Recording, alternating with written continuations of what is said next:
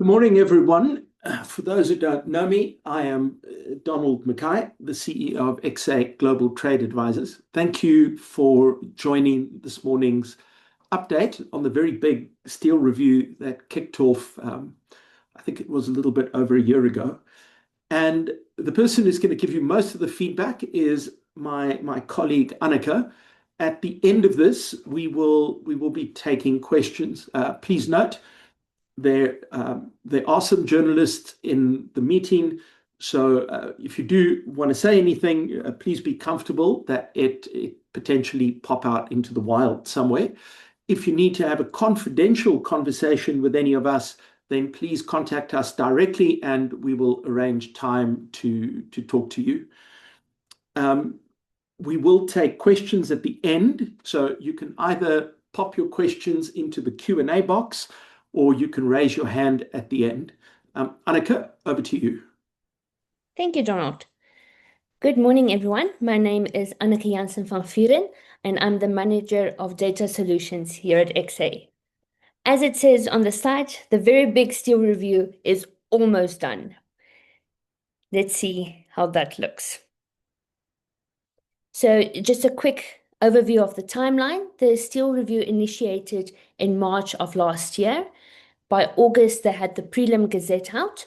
Initially, ITAC said they wanted to have this whole process wrapped up in 6 months, which we thought was a bit ambitious on their side. In the end, they finalized the final gazette just before 14 months, which if you joined us a few weeks ago for our import duty report, you would know this is really remarkable, the fact that this was done in such a short amount of time in comparison to other investigations that are still open.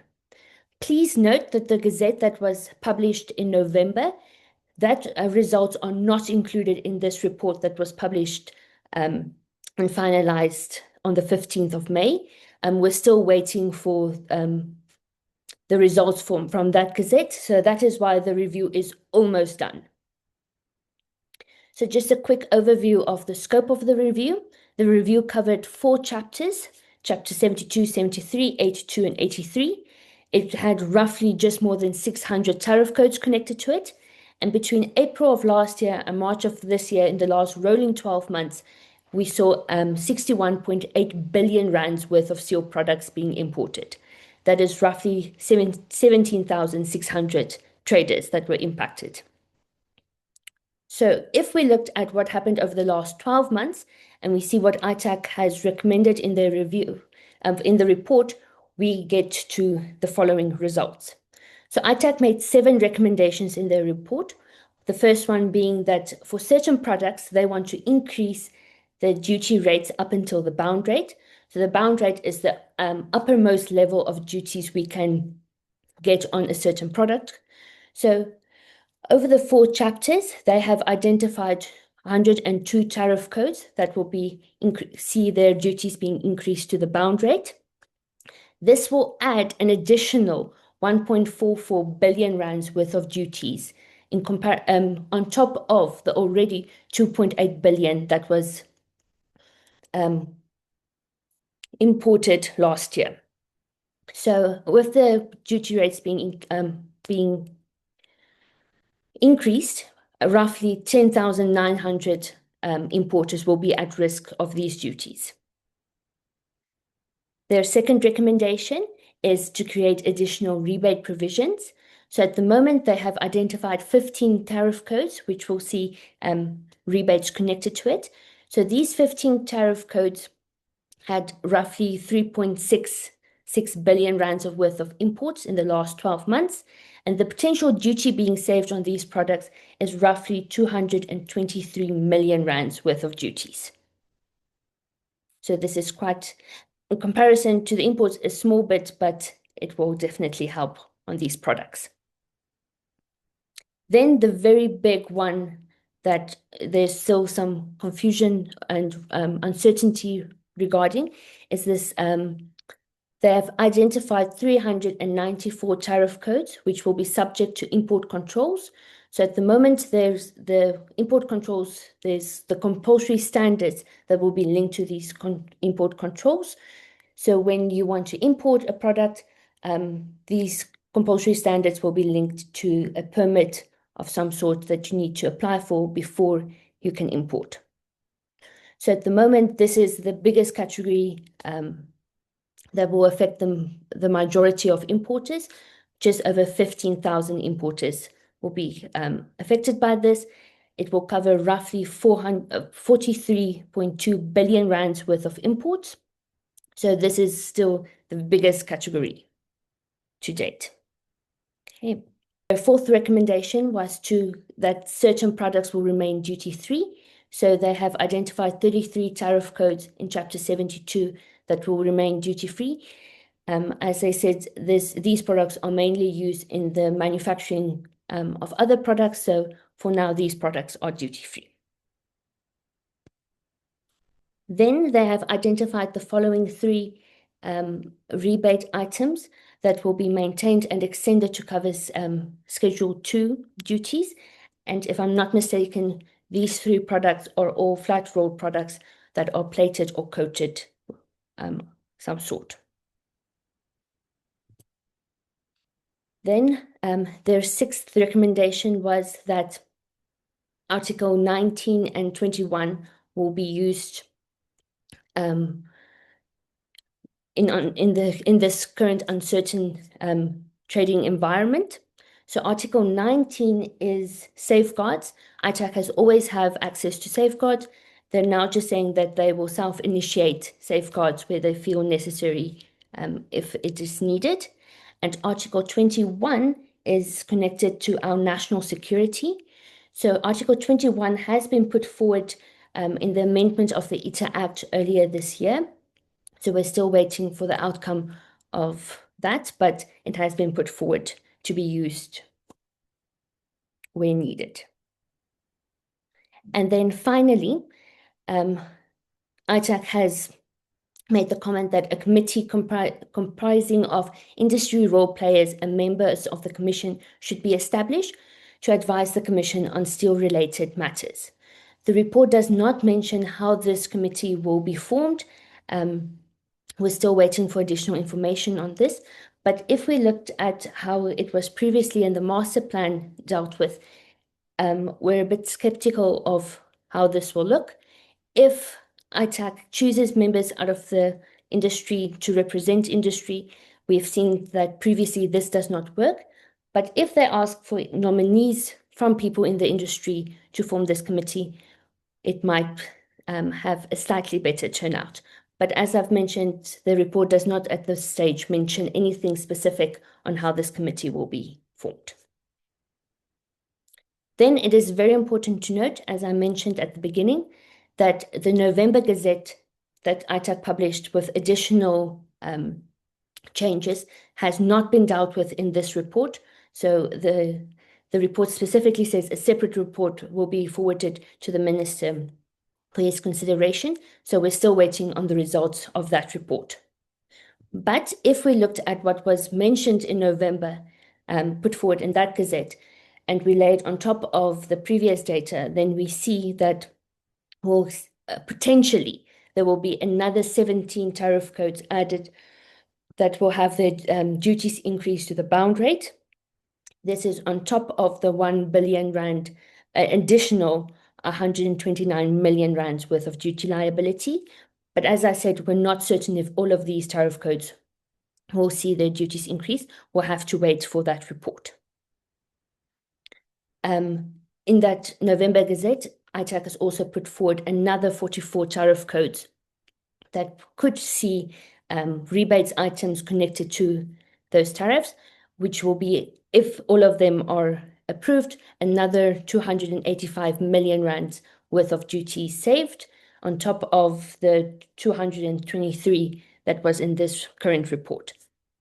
So we'll have to see what the report says. And then finally, in the November Gazette, there was also additional 61 tariff codes that was added to the import controls list. So as I mentioned before, these 61 tariff codes could also see compulsory standards linked to their imports And this will affect around 8.8 billion rands worth of imports as well. Okay, that is all from my side. Donald, I don't know if there's anything you would like to add. Thank you, Annika. We'll pop through. I see there are some questions that appear to have come through. I think what is important here is some of this is very confusing. So ITAC keep, for example, talking about Article 19 of the GATT as if that is a different thing to safeguards. Just to drive home the point, they are synonymous with each other. There is no Article 19 that you can access which is different from bringing a safeguard action. ITAC has always had access to this. We have safeguard regulations, etc. ITAC have always had the ability to self-initiate. So this is not a new instrument that is being proposed. The national security is another very important issue. This has been proposed in the amendment to the International Trade Administration Act. The risk with national security inside your trade legislation is that once you have it in, everything can be framed as a national security emergency. And so we have to be very careful of that, but we don't yet have final sight of that. Now, that can't be accessed until the legislation has been amended. So it doesn't really matter what is said in this report. There's no mechanism to do anything on that front right now. Also, we're concerned around how national security is defined. And so, if you don't very clearly circumscribe what national security is, we have potentially some risk that, again, things which are not anything to do with national security suddenly become national security issues. But yeah, let me maybe pause, and more importantly, we'll take some questions. Did ITAC release the pipe import rules? This relates to the permits for the rebates.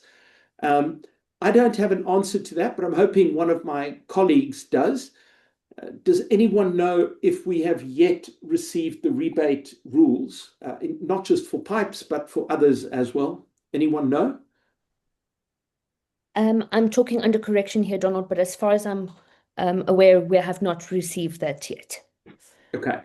Can we make a note, Annika? I think we'll put out a note to everyone after this.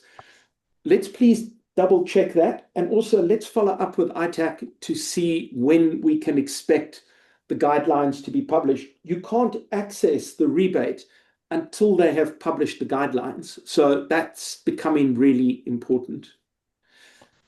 Thank you. Rebecca, hi. Given the state of SABS, how do you think ITAC will draw up standards for the items under import control? Now, Rebecca, these are compulsory standards, and so they are typically going to be published by the NRCS, the National Regulator for Compulsory Standards. They are not going to be published by ITAC. So you guys may have seen a few weeks ago, there was a gazette that came out where Minister Tao had published a list of products, not steel related, all sorts of other products, which they want to now place under import control because they need to meet a particular standard. That is the kind of thing we can expect here, but we have not yet seen anything. Just to explain how that works in practice, after the Gazette comes out, it says these are the products, here are the standards that we are proposing. You then get an opportunity to comment. The case is finalized by the NRCS and it is then implemented. That implementation then gets reflected at SARS. And so SARS knows on these tariff codes, before we can let product in, you need to have a permit typically issued by the NRCS, but it could also be issued by SABS. What is the impact of the dysfunction at SABS? NRCS, by the way, not working much better. I think it's going to be quite severe. So one of the things we would need to watch out for when these come out is what the rules say for how long it takes to get a permit out, for example. If you're going to wait 6 months for a permit, then effectively what you have is a ban on imports. So, but that is not administered by ITAC. For those of you who do not subscribe to our blog, please go and subscribe. These sorts of things would be published on our blog as soon as they come out, if you want to be sure you don't miss them. Thank you, Rebecca. Dale says, to my understanding, these tariff heading changes has been made to protect the local steel industry.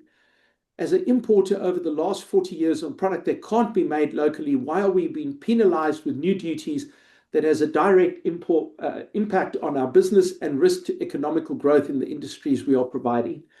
Dale, that's a valid question.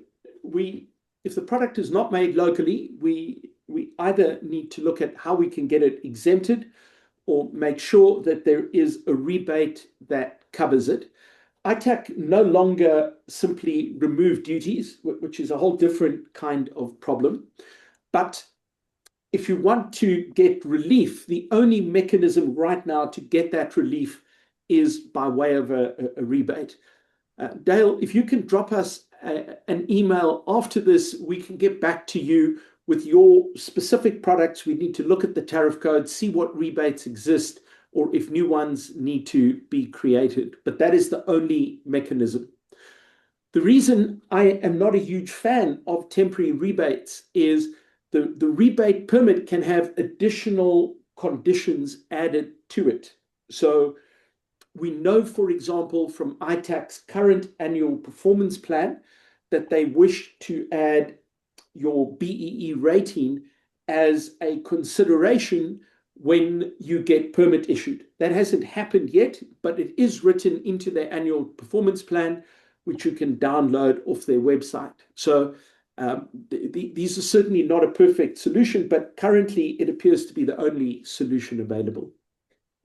Mark, do you know if local producers have committed to ITAC that they will make the products that now carry duty or additional duty? Will this be a profit opportunity?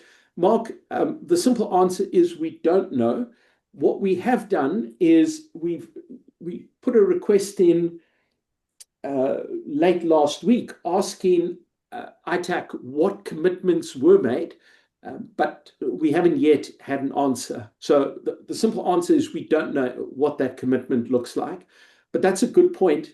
Annika, can we just add this to the list of things we need to really put pressure on, particularly the commitment on making the product locally? Noted. Anonymous, where can we join the assorted information forums to sign up to receive updates? Anonymous, the best place to do that is go to our website, xagta.com, click on the blog. You can subscribe to the blog. We are quite meticulous at keeping things up to date.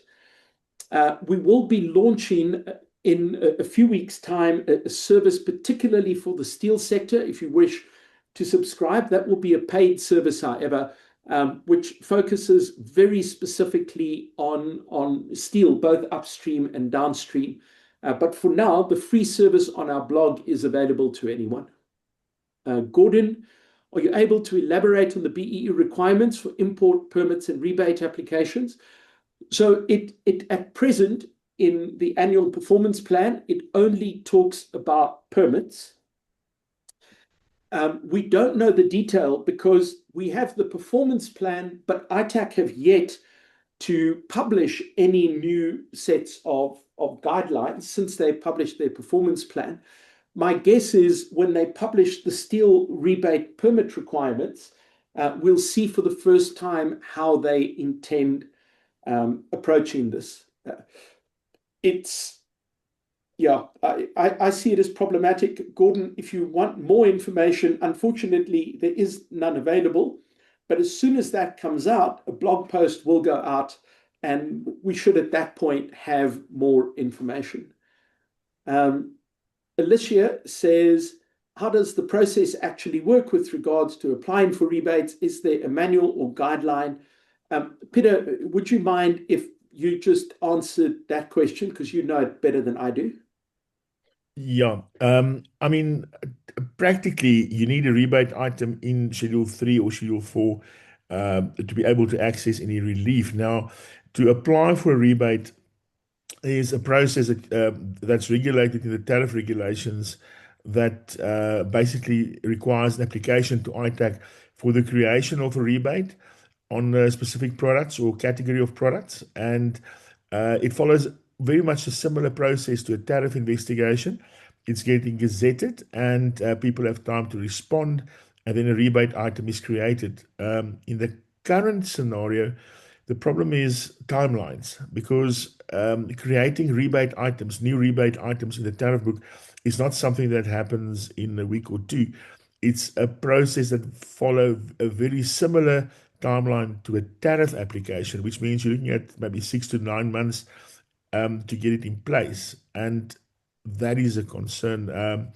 But that's the process to get a new tariff or new rebate item inserted in Schedule 4, which is general rebates, where you actually have a shortage or an inability to supply a particular product, while Schedule 3 rebate is more focusing on bringing material in for the production of a specific item. And it is those two distinct rebates follow the same process or to apply for them, but obviously the execution is different.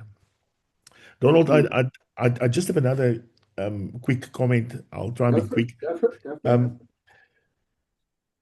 when this when these investigations kicked off last year, I mean, we've all and everybody that's actually on this webinar would remember that we were concerned about how far-reaching these things may be, and the fact that many people would not necessarily be close to the action and would not realize the potential implications and would not apply for rebates as part of the actual of this actual investigation that ITAC self-initiated. Now, since that first announcement, obviously some companies saw the problem coming, and in their responses in this investigation, they actually noted that certain rebates will be required because they knew obviously that products were not available locally. And that's why we now see the creation of a handful of new rebate items because astute respondents saw the problem coming like a train down a track and they applied in time, and ITAC did accommodate them. Quite a couple of companies had their specific products rebate items created for, and they're not adversely impacted by the sudden increases. The past 10 days since this announcement, I've been inundated with calls from companies that have always been importing steel product at rates well below the bound rate. It has been increased now. In some instances, it was at zero. And they kind of were aware of this, but they never really thought it through. So they never thought to proactively apply for rebates as part of this investigation process. The consequence is that a lot of companies are only now that they're trying to place new orders, realizing that product are now facing significantly higher duties than before. In some cases, things moved up from 0 to 20%. And you need to closely study the existing rebate items in Schedule 3 and Schedule 4 to see if there's anything that's currently assisting you where you can merely apply for a permit to actually access the product, the rebate item and not face this implication. The the very brutal realization in the past 10 days has been that many companies that have contacted us have products that they import that were previously not attracting duty, and for that very reason, nobody ever saw the need to create a rebate item. So a vast number of products are now sitting without rebate items in Schedule 4, which means you cannot even apply for a permit because there's no rebate item like a discount line on the toll that at the point of clearance will allow you to have the duty rebated. And it's really important that everybody, as quickly as you can, go and look at your products imported, see what got bumped up, and try and find out for yourself if there's an available rebate item, or contact us so that we can try and see if we can start a process of applying for those because and maybe getting them expedited. Because if there's another round of this investigation, there may be another opportunity to then request rebate items to still be considered by ITAC as part of this big steel review. But we don't know if there will be another round other than the second round that was issued in November, which is not yet out. So it's very important that you talk to us or that you go and have a look and see if action is required. That's the first point, Donald. But then if I can give you just another 20 seconds, I'll try to be quick. Okay. Importers of structural steel has got a really, really, really, really big problem. Because everybody knows that Newcastle was closing down and that a vast range of structural steel items are not produced. There are some structural steel items produced in the country, hence the anti-dumping duty that was imposed just over a month ago, massive dumping duties on China, 70%, for instance, where most of the structural steel items come from. And there's no rebate items for that. And people don't realize that. Many companies have got products already ordered or on the water heading for our ports at the moment. But when they land here, they're going to face, like if it's from China, they're going to face a 70% dumping duty on top of the existing 10% of the product. Now, there's a major, massive miscommunication within ITAC that occurred that we discovered through inquiries. And that is that what usually happens if we know products not available, the rebate items are typically created as an outcome of the very investigation that imposed the duty, like a massive dumping duty of 70% against China. There would have been consideration for the creation of a rebate item. That did not happen. It fell through the cracks, which means that this November announcement, once it was clear that Newcastle was closing down, you will see in the November Gazette for the second part of this investigation that there is a request for structural steel to be covered under rebates. But we've been told that that second part may take another 2 to 3 months at least to be put in place. And that means that in the interim, there are no rebate relief if you've got structural steel that's not available in South Africa on order or already en route to South Africa. You're going to face a massive wake-up call when that stuff lands at the ports. We are currently trying to get that process to create a rebate item, at least just for the dumping duties immediately. But that process is moving like an ant through honey. It's not going quickly enough. Anybody that's expecting large structural steel imports, which you would necessitate to order as a result of Newcastle's closure, need to talk to us because we need to get the voices together that are impacted by this to escalate it properly. Donald, that's just my few words. Thanks. Okay, thank you, Peter.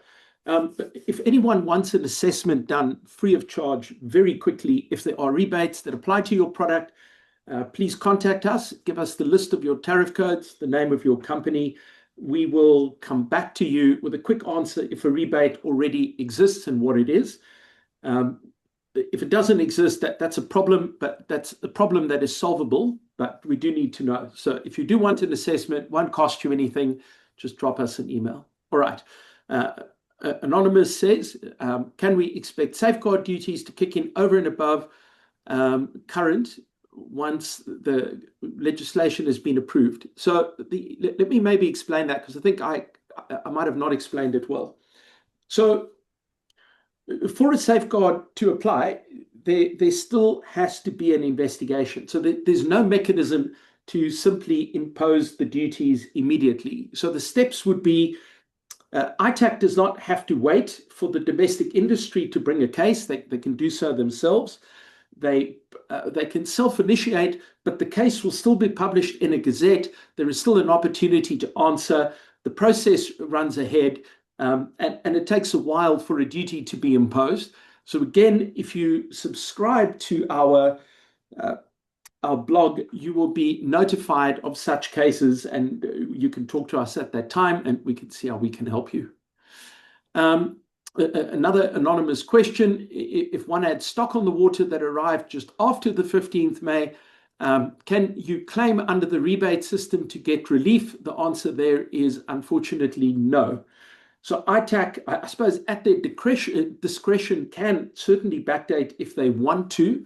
But the way these rebates have been published now, Annika, perhaps you can confirm, I don't believe any of them were backdated. I think Peter will be a better person to answer that, Donald. Okay. But I am not sure about that. Okay. Donald, in instances where ITAC had a problem in issuing permits, or if the issuing of a permit was delayed, you often find that they are very accommodating and that they're assisting to backdate permits. Now, the problem, if the rebate items do not exist yet, is different. I'm not, I'm not 100% sure, but I'm fairly sure that practically it is a problem to backdate a permit into a period where a rebate item did not exist. So, for example, on the structural steel, if a rebate item did not exist for a certain product, or even on the new high duties that moved from 0 to 20% on some chapters in Chapter 82, you cannot have a rebate item created in 4 months' time and want the permit backdated to now, where the rebate item did not exist yet. I don't know how No, no, that can be but I think that's accommodated in not the. that's Peter, that's not entirely what the question is. Yeah, I know, but I just want to point that out. So, particularly for people that don't have rebate items in place, that may be a bigger concern because practically I don't know how that could happen. But ITAC would be prepared to backdate permits if the problem was on their side. If you haven't applied yet, it's going to be probably a bit more difficult to actually get it. I think it's probably at their discretion, Donald. Yeah.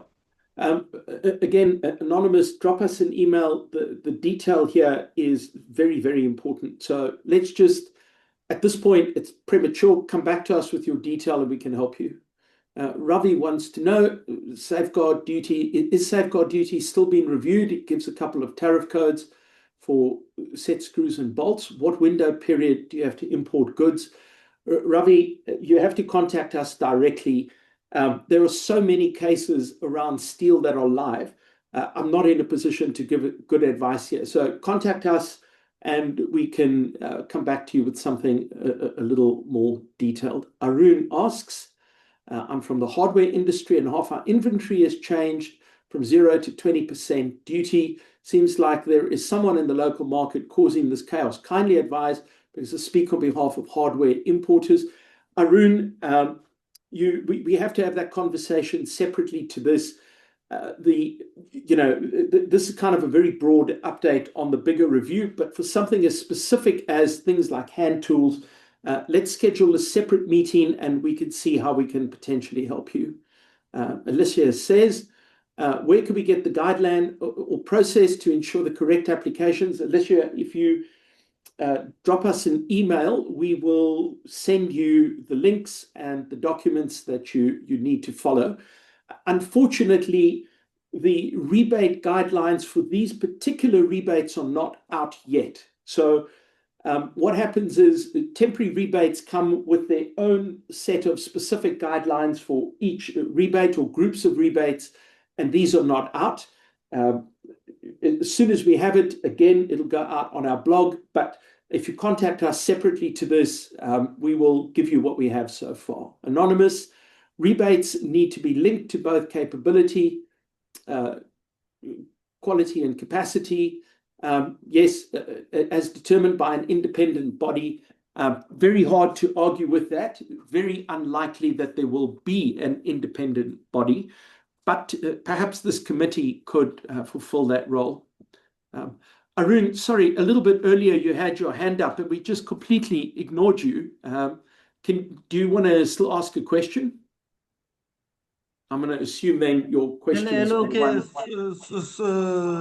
Sorry, I'm there. Can you hear me? Yes, but there's an echo, Arun. Do you have additional questions? Yeah, what I just wanted to know is that because our items are finished products, so I don't think that there won't be any rebates applied to our items. Yes. Well, it depends on who manufactures the goods locally, Arun. So we've got to. The conversation here becomes unbelievably specific. So we need to better understand what exactly the products are you are dealing with.